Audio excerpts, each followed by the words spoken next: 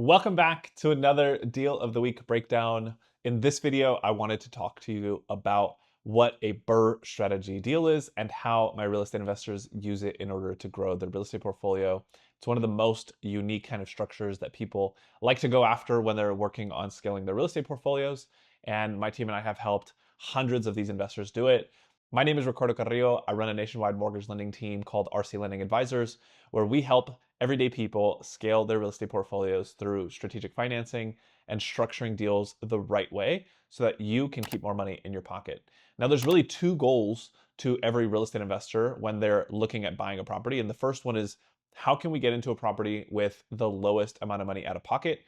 The second one is, how can we get into the property with the lowest monthly payment? Now, the BRRRR strategy is a really unique structure to this due to the fact that it allows for you to try to continue to recycle your money. The BRRRR strategy stands for buying a property, renovating the property, refinancing it, renting it out, and repeating the process. That's the acronym BRRRR, and it's essentially an idea where we get you into a property. You could do it through a renovation style loan program. You renovate the property, get the money from the bank to do the renovations. We refinance you out into a long-term loan, let's say a 30-year fixed loan typically, like we did in this situation. You get your money back out, you cover the costs for the renovations, and you make some money on top of it, potentially doing it, so that you can go and reinvest the money into the next deal.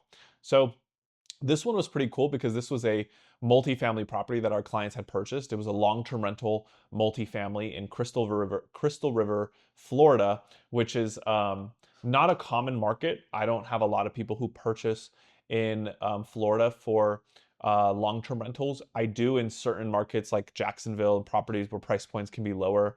Typically, you'll find that multifamilies will work better as a long-term rental in markets where you can buy something for a little bit less. Oftentimes I have people doing it in Atlanta, Ohio, Indiana, Illinois, a lot of these different locations where you can buy a multifamily for 3, 4, 500,000, where it still cash flows and it makes sense to do it. Now, jumping straight into the numbers so I can walk you guys through this deal. They purchased the property through a private money loan originally. It was meant to be able to just cover all of the costs for repairs and renovations. And then the idea was that we were going to refinance them out into a long-term loan like we did in this situation. So each side of the property was actually a 3-bedroom, 1-bath, which is phenomenal. When looking at multifamilies, I try to go away from the 1-bedroom, 1-baths because I don't want a property that is going to have high turnover.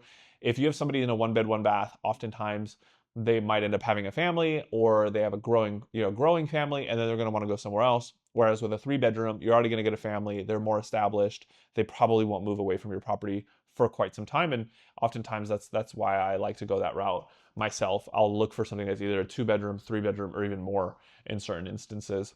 This was done as a cash out refinance. The property had actually appraised for $290,000.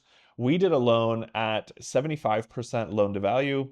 Now, 75% loan to value for a cash out refinance is typically the cap with most banks. We have some lenders of ours who will actually go up to 80% loan to value for a cash out refinance. Although it just one of those situations where the numbers have to make sense in order for the deal to make sense if we're going to be pulling out some bit of extra equity. And so that left our loan at $217,500. Loan term, we did a 30-year fixed rate, 30-year fixed. Interest rate we ended up getting was a 7.49. This was before the interest rates had started to come down a little bit more for this kind of loan program. Because we used a different kind of loan program that only looked at the rental income of the property, we actually weren't even concerned with any of our clients' documentation for paperwork. So no income, no tax returns, no pay stubs, nothing. It's really just mortgage statements for any real estate that you own, copy of your driver's license, and then proof that the property that we're buying or that we're refinancing, like in this situation, can cover its entire mortgage payment, which it did in this situation. The property has enough rental income to cover the entire mortgage and then some, actually. So the client's actually cash flowing and they got money out on the deal. We're left with principal and interest payments. So going off of our $217,000 loan, principal and interest alone is $1,520 with 64 cents. So $1,520 with 64 cents, We don't have PMI, not only one, because we're under 20% equity, I'm sorry, we have more than 20% equity in the deal, and so you don't have any PMI, but also this kind of loan program has no PMI, even if you were buying it with, let's say, 15% down, which is actually the minimum. There's programs that exist that don't have PMI. Oftentimes people will tell you, like especially older real estate investors, they'll tell you you need to put 20% down in order to avoid PMI. I always look at PMI as the cost of doing business. PMI is just, it's called private mortgage insurance. It's essentially where the bank is trying to charge you because they know that you're going to buy a property that, you know, if in the event that you default and you stop making your payments, they want to still be able to collect their money. And that's kind of this insurance plan against you, right? But in certain instances, there's other programs that still do it without PMI.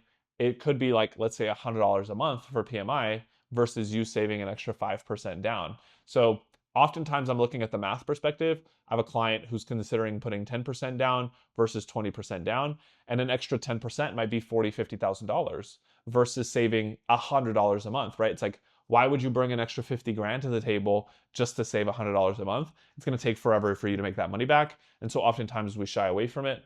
But at the end of the day, it's all math, and like it has to make sense from a break-even standpoint. That's how I always like to look at these structures for my clients and saying, hey, should we do this or should we not? Should we pay for a lower interest rate? Should we pay to remove PMI? Some instances it makes sense. Other instances it doesn't, right? No PMI. Homeowners insurance on this was $256 a month. However, this property also sits in a flood zone, which required flood insurance. Flood insurance was at $309 with 92 cents. So something to keep in mind when you have properties that you're thinking about looking at. You want to verify, do I need fire insurance? Do I need flood insurance? Do I need wind insurance or hurricane? It's all location specific. And sometimes that can actually, eat into your cost that you might have not really realized or put into your calculations. There's no HOA on this property. Property taxes were 127 with 25 cents. That leaves our total monthly payment right now at $2,200, which crazily enough, they would be able to get enough rental income off of just one side. One side was renting for $1,900 a month. And so they're cash flowing pretty significantly even after doing this cash out refinance. We have a $2,200 total monthly payment, which is phenomenal for this kind of structure. Total closing costs, jumping into this, came in at $18,230, especially because we had a pretty large escrow account that we got into. There was no adjustments in other credits because this was not a purchase. And the previous loan payoff sat at $176,000. Now, the $176,000 that they owed on the previous loan actually included their price of purchase for the house before, when they bought it, when it was needing renovations. Plus, it also tied in all of the renovation costs that they had gotten from the bank in order to do the loan. So not only were they paying off the entire amount of money that it cost to buy the house plus renovations, but they also got money on top of it after paying closing costs. No debt consolidated. We didn't pay off any debts at closing, and they actually ended up getting back over $20,000. They got $23,269 with 9 cents. They got themselves out of a long-term loan. So out of a short-term loan. The previous loan that they had, which was a private money loan, was only for 12 months. It was good for 12 months. And those programs, you're meant to get out of it before that 12-month mark. That's why with any investor who wants to do a BRRRR strategy deal, we buy the property with a renovation loan.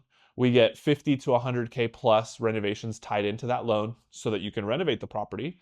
And then when you're done with renovations, regardless of how long it takes you to do the reno, we turn around and we do a refinance just like this, where we can do a cash out refinance. We get you your money back out of the property, and you now have an additional $20,000 to go play with for the next deal that otherwise you wouldn't have been able to get. So it's a really unique structure because the idea is you just don't let money sit in your house. But in this situation, they're leaving 25% equity parked because of the fact that, we had a 290 value and we only got a loan for 217K.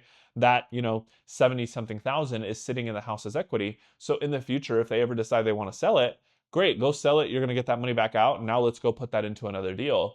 It's a really unique structure. It's one of my favorite structures for people. It's actually what got me started in the real estate industry, was us working with clients doing BRRRR strategy deals. And it is by far one of the best strategies to scale your real estate portfolio. So I hope that you guys found this deal of the week informative. I want to continue to bring you guys different kind of deal structures to what we're doing for our different investors across all 50 states. I see people bringing us deals of all kinds of shapes and sizes, and I want to be able to shed some light on it for you guys to show you exactly what's possible. If you're needing help for financing or you have questions on what this process looks like, feel free to go to our website or click the link down below. If you guys haven't seen my other Deal of the Week videos, you can check those out either right here or right here. But I will see you guys in the next Deal of the Week.